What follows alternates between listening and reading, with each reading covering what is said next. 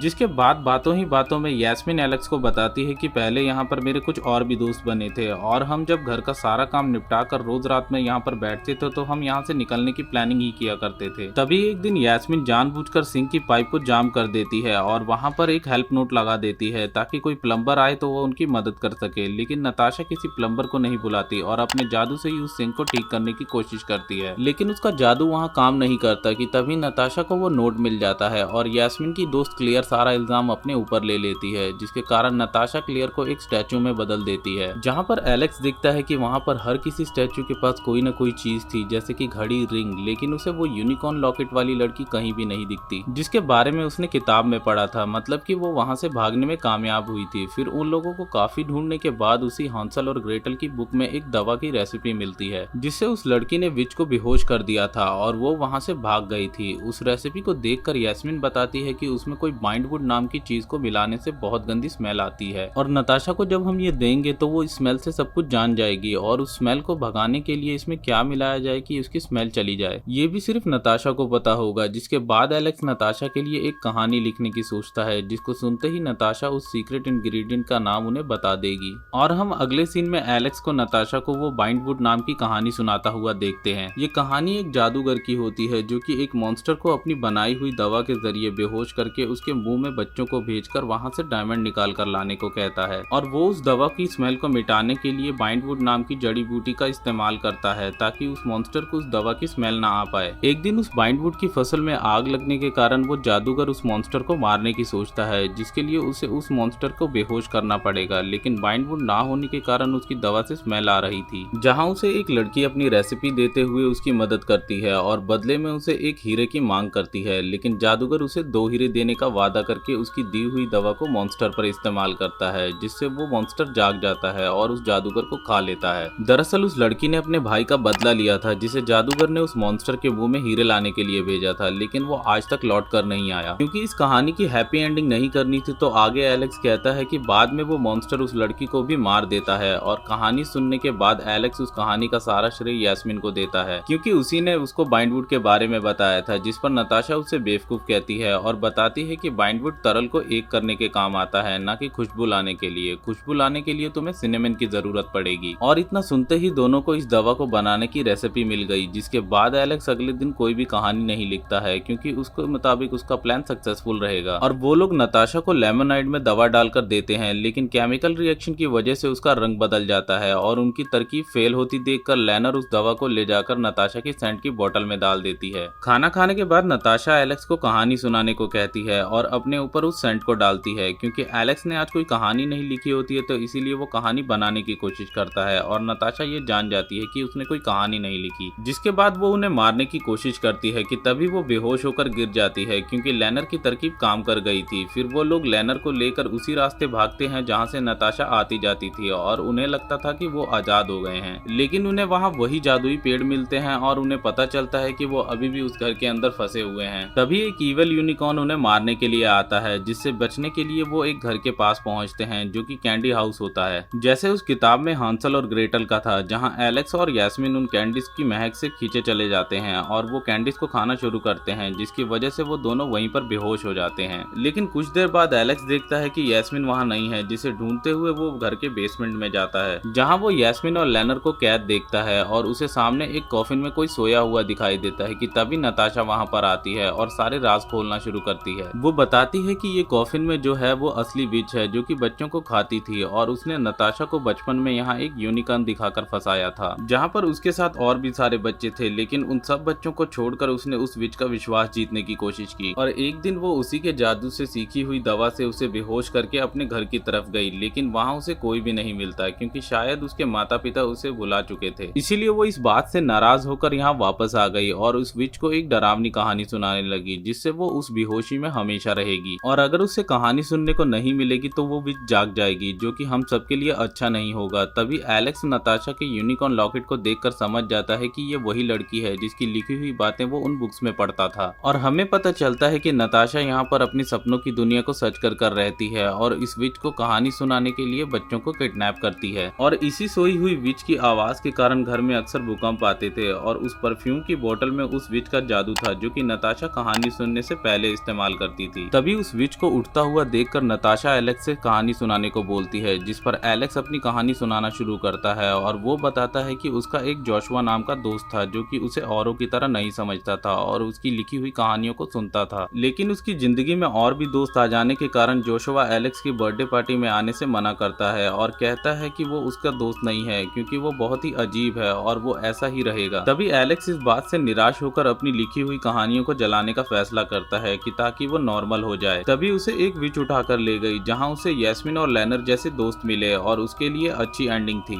जिसकी एंडिंग को सुनकर वो विच जाग जाती है और जागते ही वो विच नताशा पर हमला करती है, जिसके बाद यास्मीन वहां से एक परफ्यूम की बोतल उठाकर एलेक्स और लेनर के साथ भागती है। इधर उस विच और नताशा में लड़ाई होती है, लेकिन वो विच नताशा को उठाकर फेंक देती है। दूसरी तरफ यास्मीन और एलेक्स भागते हैं, लेकिन सामने दीवार होती है और यास्मीन उस परफ्यूम को अपने ऊपर छिड़कती है, जिससे वो जादू का इस्तेमाल करके वहां के दरवाजे को खोल देती है, जहां से वो उसी जगह पर पहुंच जाते हैं जहां से एलेक्स अंदर आया था। तभी वो लिफ्ट में जाते हैं जहां वो विच भी आ जाती है और वो उन्हें खाने की कोशिश करती है, जिसके बाद एलेक्स उस बिल्डिंग के बॉयलर रूम में उस विच को जलाने का प्लान बनाता है। तभी वो विच उन पर उल्टियां करती है, जिसके बाद वो दोनों उस विच को चकमा देते हुए बॉयलर रूम में पहुंच जाते हैं, जहां पर वो विच यास्मीन को खाने के लिए पकड़ लेती है। अब लेनर उस विच पर हमला कर देती है, लेकिन विच लेनर को एक तरफ फेंक देती है, जिससे वो एक बॉक्स में कैद हो जाती है। तभी एलेक्स अपनी नोटबुक के एक सादे पन्ने को खोलकर एक कहानी को सुनाना शुरू करता है, जिससे आकर्षित होकर वो विच उसकी कहानी सुनने लगती है, लेकिन एलेक्स आधी कहानी सुनाकर उस नोटबुक को भट्टी में फेंक देता है। जिस कहानी का अंत जानने की चाहत में वो विच उस भट्टी की आग में कूद जाती है और वो दोनों दरवाजा मिलकर बंद कर देते हैं, जिसके कारण वो विच जलकर वहीं पर खत्म हो जाती है और दोनों लेनर के साथ निकल जाते हैं। जिसके बाद एलेक्स अपने घर जाकर अपने माता पिता से मिलता है और उन्हें यास्मीन और लेनर से भी मिलवाता है और हमें पता चलता है कि यास्मीन 3 साल बाद अपने घर पहुंची थी। मूवी के आखिरी सीन में हम एलेक्स को देखते हैं जो कि फिर से कहानियां लिखने लगा है और उस समय उससे मिलने लेनर और यास्मीन आते हैं, जहां यास्मीन उसे एक डायरी गिफ्ट करती है जिसमें वो डरावनी कहानियों की अच्छी एंडिंग लिखेगा। दूसरी तरफ हम विच के घर में उन बच्चों के स्टैचूज को देखते हैं जिसमें कि क्लेयर का स्टैचू हिलने लगता है, क्योंकि उस असली विच के मरने से जादू का असर खत्म हो रहा होता है और सारे बच्चे शायद अब जिंदा हो जाएंगे। लेकिन इससे पहले कुछ हो पाता हम नताशा के हाथ को देखते हैं जो कि उस असली विच के मरने के बाद वहां की रियल विच बन चुकी है और इसी के साथ ये मूवी यहीं पर खत्म हो जाती है। दोस्तों, अगर वीडियो पसंद आई हो तो वीडियो को लाइक कर दीजिएगा और चैनल को सब्सक्राइब कर दीजिएगा। तब तक के लिए मैं मिलता हूँ आपसे नेक्स्ट वीडियो में।